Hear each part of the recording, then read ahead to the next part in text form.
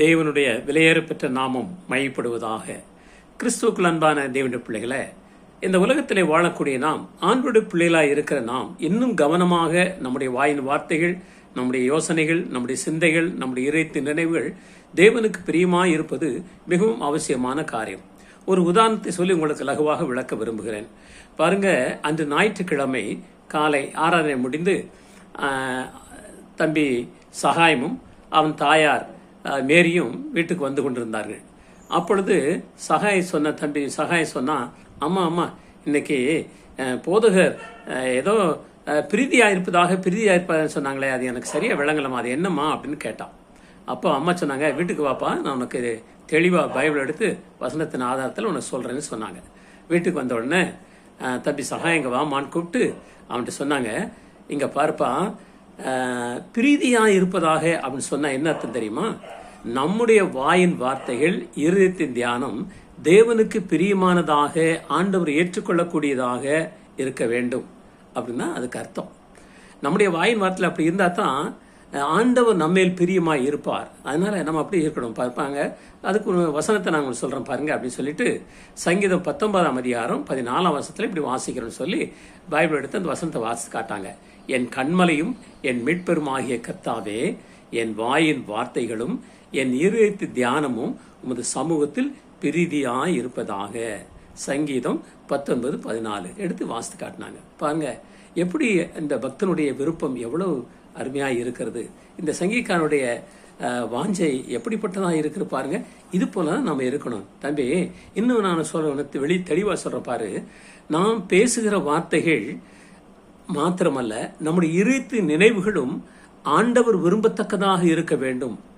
அல்லது அது விருப்பமில்லாதாக இருக்குமானால் ஆண்டவர் நம்மை அன்போடு கூட ஏற்றுக்கொள்ள மாட்டார். நம்முடைய இருதயத்திலே பொல்லா யார் மீதாவது வெறுப்போ அல்லது கசப்போ அல்லது வேண்டாத சிந்தனையோ இருக்குமானால் அந்த வார்த்தைகள் வெளியே அப்படியே வந்துவிடும்.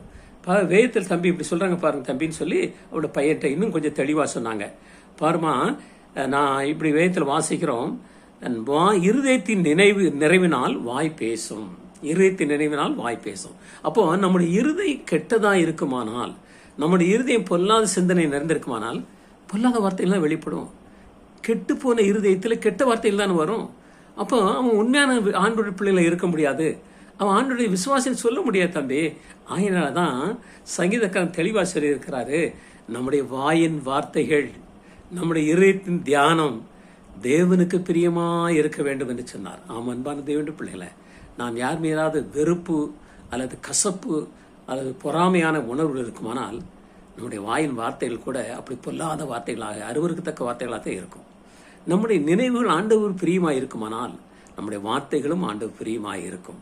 அதனால் சங்கீதத்தில் வாசிக்கிறோம், என் கண்மலையும் என் மீட்பெருமாகிய கர்த்தாவே, என் வாயின் வார்த்தைகளும் என் இருதயத்து தியானமும் உமது சமூகத்தில் பிரீதியாய் இருப்பதாக என்று சங்கீதக்காரன் வேண்டிக் கொள்கிறான். அன்பமான தேவனுடைய பிள்ளைகளை, நம்முடைய வாழ்க்கையில நாமும் கூட நம்முடைய வாயின் வார்த்தைகள் ஆண்டவர் பிரியமா இருக்கணும். கெட்ட வார்த்தைகள் ஒன்றும் உங்களோட வாயிலிருந்து புறப்படக்கூடாது என்று பேத்து வாசிக்கிறேன். கெட்ட வார்த்தை பேசக்கூடாதுன்னு பார்க்கலாம். இன்னைக்கு அநேக விசுவாசிகள் சொல்லிருக்கிறாங்க, பொறுப்பாக சொல்லிருக்கிறவங்க, அவங்க கெட்ட வார்த்தையை தாராளமாக பேசுறாங்க. அவங்கள எப்படி விசுவாசம் சொல்ல முடியும்? ஆனா உலகத்தை ஏமாத்திடலாம், ஆண்டவரை ஏமாற்ற முடியாதுங்க. அன்பான தேவனுடைய பிள்ளைகளை, நாம் ஒவ்வொருவரும் நம்முடைய வாயின் வார்த்தைகளும் இருதயத்தின் தியானமும் ஆண்டவரே உமக்கு பிரியமாக இருக்கணும். ஒவ்வொரு நாளும் ஜெபிப்போம். அவ்விதமான தேவனுக்கு பிரியமான வார்த்தைகளையும் பிரியமான சிந்தையை கொண்டிருந்து ஆண்டவர் சாட்சியாய் வாழ கர்த்தர் நமக்கு உதவிசுவாராக. ஆமென். ஜெபிப்போம். எங்களை நேசிக்கிறதான அன்பான தகப்பனே, இந்த அருமையான வேலைக்காக நன்றி செலுத்துகிறோம்.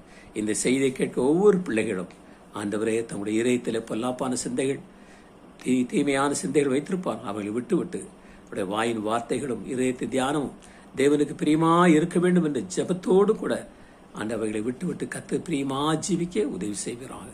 நீர் அப்படியே சேர்க்க நன்றி செலுத்துகிறோம்.